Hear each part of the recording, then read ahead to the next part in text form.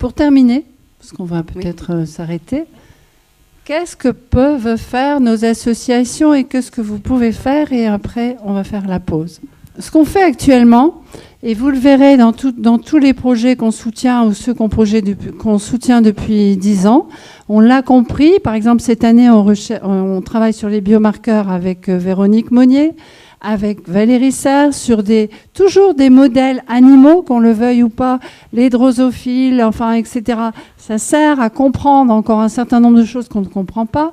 Avec Hélène aussi sur les biomarqueurs et bien d'autres choses. Isabelle travaille énormément sur la prise en charge. Et là, c'est de la recherche parce qu'il y a très peu de documents, très peu de choses là-dessus. On travaille, comme l'a dit Françoise, tout ce qui est imagerie et même cardiologie. Je dois signaler que Françoise vient de refaire le document pour les cardiologues et pour les médecins sur le suivi en cardiologie, on en parlera demain, ou tout à l'heure en atelier. Les bases de données, on en a parlé tout à l'heure, il faut absolument essayer de rentrer là-dedans et de s'inscrire quand c'est possible, mais c'est pas toujours simple. Vous le savez, on n'a quasiment pas de recherche en ORL et problèmes visuels, et c'est nous qui insistons depuis des années, Fabrice Giraudet le sait, on a dit... On a besoin de recherche là-dedans. Si nous, on voit qu'il y a besoin, il faut qu'on lance les choses dans les problèmes de communication. Et puis, on diffuse des infos sur tout ça en lien avec le conseil scientifique et le conseil médical. Et nous, on soutient aussi psychologiquement et au niveau social les patients. Alors, que fait FARA? All of these things are things that FARA is doing with the FAP and many other organizations. I would add 2 others. So, toutes les choses qui sont listées ici sont des choses que FARA fait aussi, en collaboration aussi avec la FAF et d'autres organisations de patients. Mais elle va rajouter 2 choses que FARA fait en plus. One thing is working with the pharmaceutical companies and the biotech companies. When they become interested in FA, they need to learn quickly about the disease. Donc, une première chose qu'on fait, c'est en lien avec les boîtes pharma, les boîtes pharmaceutiques et l'industriel, c'est quand ils commencent à s'intéresser à l'ataxie de Friedreich, c'est très important qu'ils apprennent très rapidement. So I spend a lot of time talking to the companies, telling them about EFACS, about the clinical networks, about the mouse models, and trying to put them in touch with the researchers who can help them learn and access what they need to do the research in the company. Donc, Jen passe beaucoup de temps à discuter avec les boîtes pharma pour leur parler de IFAX, de FreeDops, de toute la clinique, les recherches cliniques, de parler des modèles souris, des modèles de Roseau, et de mettre la pharma en contact en fait avec les chercheurs. Et ça, je vous assure qu'elle le fait, parce que régulièrement j'ai des mails qui nous mettent en contact, et je pense que Massimo aussi, ça nous arrive souvent. Donc vraiment pour mettre les boîtes pharma en contact avec les chercheurs et les cliniciens appropriés pour faire avancer le plus rapidement les questions. We also spend a lot of time working with pharma to introduce them to you, to the patient community. And we organize meetings with the companies where the patients come and share their experience and tell them what it's like living with FA and what is important to them for a treatment. What do you want for a treatment? And it's important for the companies to understand the disease in this way and to know you and to be able to work with you as they develop these treatments.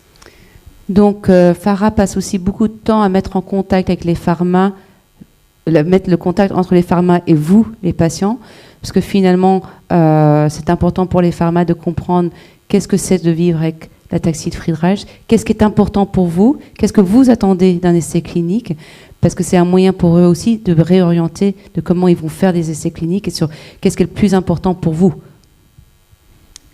And I would say one of the other things that we do is work with the regulatory agencies. So the EMA, the FDA, even, here in France, working with your state government is going to be very important, making sure that they understand your disease, that there is no treatment, and that you want them to support your effort. One important way to do that is understanding that if trials are done in EU, that in the US, the FDA accept that information and vice versa. And it's really important for you as patients to continue to tell the government that collaboration internationally for rare disease is priority. Donc, on passe aussi beaucoup de temps à discuter avec les agences régulatrices, que ce soit aux États-Unis, en Europe ou en France, plus particulièrement. Et donc, de faire connaître les spécificités des maladies rares, les spécificités de l'ataxie de Friedreich, puisque c'est pas comme des maladies plus courantes, de s'assurer, donc ils connaissent la maladie, de s'assurer que s'il y a un essai clinique est fait en Europe, que les agences américaines reconnaissent les résultats obtenus de l'essai clinique en Europe et vice-versa, hein, donc c'est dans les deux sens, pour justement pouvoir accélérer, donc qu'on n'ait pas forcément besoin de tout refaire dans les différents pays. Je crois que j'avais dit d'autres choses, mais j'ai oublié. Voilà. Et j'aimerais juste rajouter, et je demanderai à Charline de traduire pour Jen, que FARA est une association qui est beaucoup plus grosse que la FAF. C'est pour ça que FARA a cette capacité de faire des choses en plus. Mais quand FARA le fait toujours en associant d'autres associations de patients, et il y a une vraie volonté de cette collaboration internationale, parce que pour FARA, depuis le début, c'est important. Et je pense que Massimo se rappellera probablement de 98, je crois que en 2001, quand on était très peu de chercheurs mais internationaux à FARA, et ce que le fondateur de FARA, Ron Bartek, nous a dit, c'est il n'y a qu'un seul mot qu'il veut entendre, c'est collaboration, collaboration, collaboration. Et c'est jamais autre chose que ça, et FARA est dans cet esprit-là. Donc si des choses, parce qu'on entend souvent, si les choses se font aux États-Unis, nous, ça ne se fait pas pour nous. Si les choses se font aux États-Unis ou en Europe, tout le monde est gagnant. Juste remercier FARA particulièrement, et remercier la FAF, et ça fait 10 ans que je vous remercie chaque année, mais il faut savoir que justement le côté international, il n'y a pas les Français d'un côté, les Américains de l'autre, etc. C'est que justement la preuve en est, c'est que et pour moi c'est un soulagement, c'est qu'en plus du financement depuis plus de 10 ans qui m'aide à faire la recherche clinique au niveau de Robert Debré. Voilà, merci Jen, merci Farah, parce que en fait, ça va permettre aussi, Farah va pour la première fois nous aider sur ce suivi des patients qui ont débuté avant 14 ans la maladie, et ce suivi pédiatrique, et c'est un financement qui est en cours de validation, et ce qui prouve bien que la collaboration, elle est vraiment internationale. Voilà. Pour terminer, qu'est-ce que vous pouvez faire? Alors, ça paraît un peu stupide de dire adhérer, faire adhérer vos familles. Adhérer, c'est être plus nombreux. C'est évidemment apporter financièrement quelque chose. Quand vous êtes à l'Agence nationale du médicament pour discuter de l'idébénone, où ils font tous un véritable tribunal, où il n'y a que vous qui pouvez être en face, parce qu'ils ne veulent pas les labos, ils ne veulent pas les médecins, ils veulent que les associations, et on leur explique que nous, on a quelque chose à dire. Ils nous disent, mais vous êtes combien dans votre maladie rare? 50? Vous êtes combien à l'association? Ben là, on est à 911 aujourd'hui. Alors là, ils vous regardent en 2 fois, ils disent « Ah bon, mais ça fait beaucoup. Bon, et qu'est-ce que vous allez faire ?» Et là, ils nous écoutent. Donc, faites adhérer vos familles. Moi, je m'en moque, je ne suis pas commerciale pour un sou, mais plus on va être nombreux, plus on va faire poids sur tous les plans. Donc ça, c'est important. Collecter des fonds, vous n'arrêtez pas, mais surtout, il faut qu'on continue ça pour pouvoir aider toutes les recherches. Et puis après, vous pourrez poser les questions dans les ateliers et individuellement là à la pause, essayez de rentrer dans les bases de données et surtout arrêtons de diffuser ce que la mode, c'est les fake news. Quand j'ai un jeune de 20 ans qui me dit, qui m'appelle, qui me dit « j'ai compris, on a traité les souris, elles sont guéries ». Donc moi j'ai annoncé à tout le monde dans mes réseaux sociaux que l'année prochaine, je vais guérir de la thérapie génique.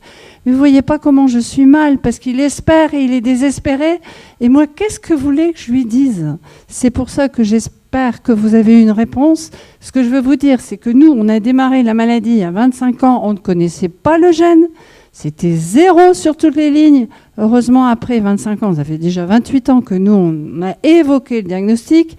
Puis, il a été confirmé par la génétique. Puis ensuite, il n'y avait rien. Il n'y avait presque personne. Il y a 4 ans, à Euroataxia, il y avait 200 médecins et chercheurs sur toutes les ataxies, dont on représente quand même, on a beaucoup de chance dans le monde médical, les chercheurs.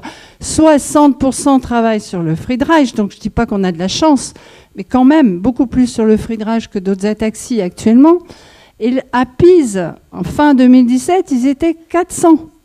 Donc quand on voit ça, on se dit oui, on va y arriver, alors continuons. Je sais que la maladie continue son bonhomme de chemin, son sale chemin, mais on va continuer et serrons-nous les coudes. Donc, c'est tout.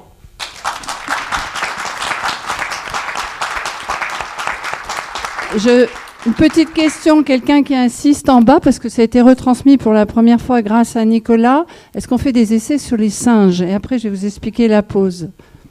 Alors, on ne fait pas d'essai chez les singes dans le sens que déjà, il n'y a pas de singe Friedreich, qu'on soit bien clair. Ce qui est fait chez les singes, c'est de savoir comment on peut administrer un médicament. Et notamment en thérapie génique, on a besoin de pouvoir savoir si on administre en intratécal, par exemple. Donc, si on administre en intraveineux, est-ce que ça va aller dans les endroits où ça doit aller. Donc de travailler, donc voilà. Donc ça c'est la première chose, c'est le mode d'administration. La deuxième chose c'est safety, la sécurité. Merci, je vais y arriver. La sécurité, on va savoir plus facilement parce que le singe ressemble quand même beaucoup plus à l'homme que la souris. Avec les études sur le singe, on va pouvoir savoir s'il y a des effets de toxicité aussi, ou des effets d'effets secondaires, ou de comment le système immunitaire va réagir. Donc oui, il y a du travail sur le singe de façon générale, mais il n'y a pas de travail spécifiquement sur un modèle singe de l'ataxie de Friedreich. Pour terminer, je voudrais dire pour la recherche que là, on a parlé de médicaments, enfin de molécules, mais que la recherche, c'est aussi, on en parlera beaucoup l'année prochaine et on va en parler dans les ateliers, c'est dès le début de la maladie, il y a une prise en charge sur tous les plans qui est tellement importante qu'elle va ralentir l'évolution de la maladie. Il faut absolument vous mettre ça dans la tête et que là aussi, il y a des recherches et tout ça qui sont de plus en plus présentes. Plus on va faire de choses en début de maladie, plus on va retarder l'évolution de la maladie, ça c'est capital. Donc, pause et merci beaucoup. Et à vous, un grand, grand, grand bravo et merci.